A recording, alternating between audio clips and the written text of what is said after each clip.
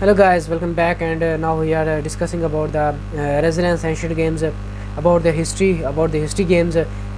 First of all, we are studying about the ballistic training. Stone putting one-handed from the shoulder, throwing heavy stones was very popular in that time. Strain bearing was the holding of the tapered stick by the narrow and over the shoulder and throwing it so that it landed thick and fast. This was also very famous at that time. Javelin throw, that is also very famous nowadays, but this was very famous at the ancient resonance time. So now we discuss about the plyometrics, about the plyometrics discussion. So jumping, excluding jumping onto a horse or onto a table, was very familiar and famous at the time. Calisthenics, in climbing, running, gymnastics, vaulting, swimming, horse riding were very famous, very popular, and very lovable sports at that time, that were considered to be one of the most popular games at that time. So in climbing, excluding scarcle force and climbing up ropes using varying numbers of the ropes and different climbing styles was very famous. In running, excluding the running and jumping, jumping was also very famous. They had to run up about 100 meters in that time to win the races. The races were very competitive in that time, and in gymnastics, including the briding, handstands, and acrobatics, in vaulting and swimming and horse riding, excluding for the long distances, and in corporative calisthenics, a person stands on a sturdy plate, which is then lifted up by other people. And this was a very great adventure at the time, and people really liked that. A person sits in a chair which is connected to a pulley system. A person is then hoisted towards by other people who are pulling downwards on the pulleys. Strength and the weight training. We'll discuss now about the strength and weight training of the resonance Asian time.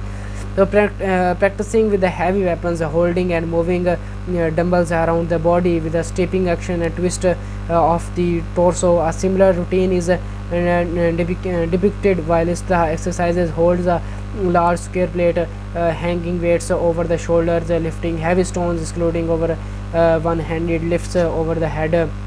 Weightlifting, excluding the moving large and heavy objects. And in games and sports that were played for the fitness were wrestling, fencing, excluding fighting with great swords and shields, and many things like this. And pike training was very familiar at the time. In 1750 to 1950, these games were very familiar. In ballistic training, throwing the javelin was very famous. In plyometrics, hurtling, vaulting was very famous at that time. In calisthenics, climbing rope, climbing using different rope patterns and the climbing styles, climbing up a sheer vertical post, climbing up the underside of a ladder using the hands only, climbing a ladder with the legs as bent as possible was very famous. Monkey bars was very famous at that time. People were crazy on this game. Chin-ups, spinning around the horizontal bars with the bent arms, walking and balancing along the narrow beams. Gymnastics, including the parallel bars, gymnastic horse and the Olympic rings.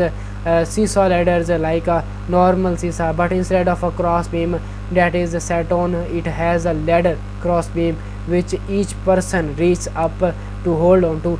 They are thereby lifted up from the around whilst holding onto the underside of the ladder cross beam. They then descend, land, go into the squat, and then push the ladder upwards in a jumping action so that they go up and other person goes down. And pole vault, body weight squats, and one-legged body weight squats were very famous. Strength and the weight training, holding and moving dumbbells around the body, often with a stepping action, was very famous. Swimming, swinging wooden clubs, that are Indian clubs. Weighted pulley exercises were very famous. Pulling a load sled up a hill was very familiar at the time. And games and sports played for the fitness at that time were wrestling, boxing, fencing, football, cricket, cutics, tennis, and cycling. These games such as football, cricket, cutics, and tennis, and cycling. These were the new games that were added in the new modern era. And the common training forces focuses the main training focuses which is shared across all historical periods in the achieving of good general health through physical fitness. The most obvious visual sign for a person achieving this was looking in shape, or in other words, the body muscular proportions being in the correct ratio to each other, having good posture in general, and not carrying too much or too little fault. When physical training was used to prepare for the athletics or warfare, the focus was primarily on agility, speed, explosive power, and endurance. There was little attempt to emulate the hardness and the physical strength of the peasant or the manual laborer, because the kind of the strength developed by these roles was considered too slow and unagile for competition. But it is athletics or war. For this reason, exercises which required powerful dynamic movements were more frequently recommended than those which required slow moving stance. Ballistic training and plyometrics more so than heavy weights lifting, representing of the athletes and the warriors typically have very similar body proportions, a large well-developed torso, large gluteal muscles, and a build which overall looks muscular, athletics, and robust.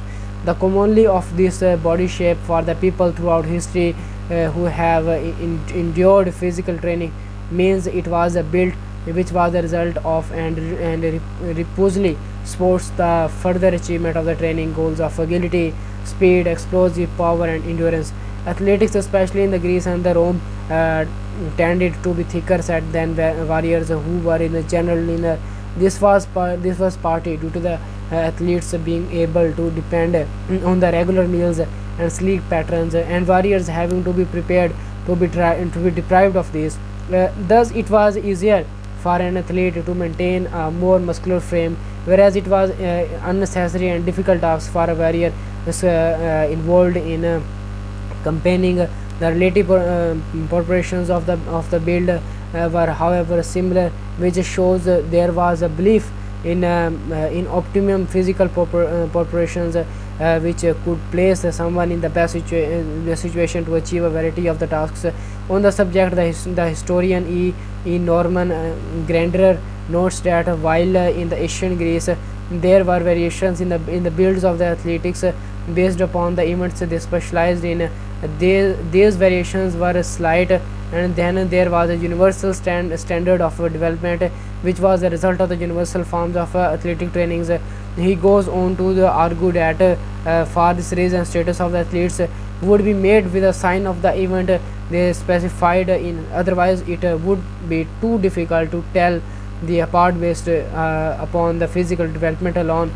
For similar reasons of attempting to achieve the optimum body proportions for moving in a fast, agile, and powerful manners, people throughout history who have undertaken physical training tend to be of similar proportions, which were although athletes, especially in the Greece and the Rome, tended to be thicker set than warriors who were in the general leaner. Thus, it was easier for athlete to maintain a more muscular frame because of the particular athletes functioning and grouping, whereas it was unnecessary and difficult task for warrior to be deprived of this. Thus, it was easier to be an athlete to maintain a more muscular and more fragile and more clisletic and more powerful body, whereas it was unnecessary and to show up these beliefs in the optimal physical proportions. As on the subject, the historian E. Norman Grander notes while in ancient Greece there were variations in the builds of the athletes based upon the events they specialized in, and their variations were slight, and there was a universal standard of development which was the result of the universal forms of athletic training. He goes on to argue that for the reasons the status of the athletes would be made with the sign of the events